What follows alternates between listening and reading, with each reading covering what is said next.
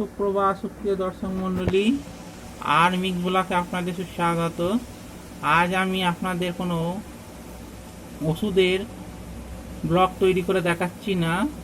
এই দেখুন, আমি আপনাদের এক বিভৎস দুর্ধর্ষ প্রাণী, যে প্রাণীটার নাম হচ্ছে বোলতা।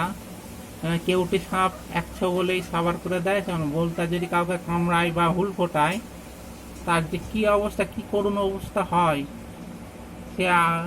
সেই জানে তার কী করুণ অবস্থা। তা যাই হোক, এত কাছ থেকে আপনারা বোলতার ছবি পাবেন না কোথাও। এই দেখুন, বোলতাটা আমাদের বাড়িতে বাসা করেছে, সেই জন্য আমি আপনাদেরকে ছবি দেখাতে পারছি। এই দেখুন, অতীব কাছ থেকে বোলতার ছবিটা বা ভিডিওটা তুলছি, কারণ আমার মনে হলো যে এই বোলতার সম্বন্ধে আপনাদের একটা ভিডিও করি।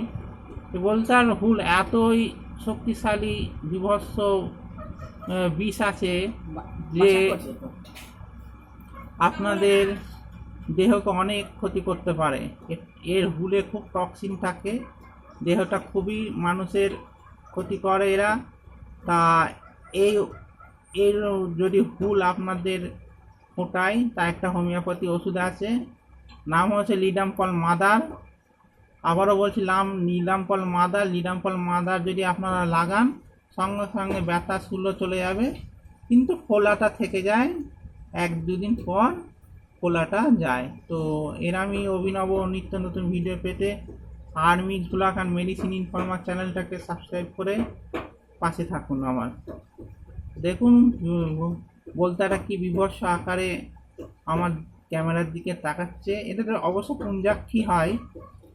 তা একটি মাত্র বোলতা আমাদের বাড়িতে বাসা করেছে টেবিলে, সেই ভিডিওটা আপনাদের সামনে তুলে ধরছি।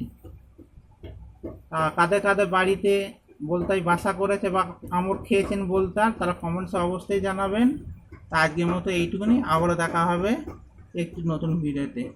ততক্ষণের জন্য আপনার বন্ধুকে বিদায় দিন। ধন্যবাদ।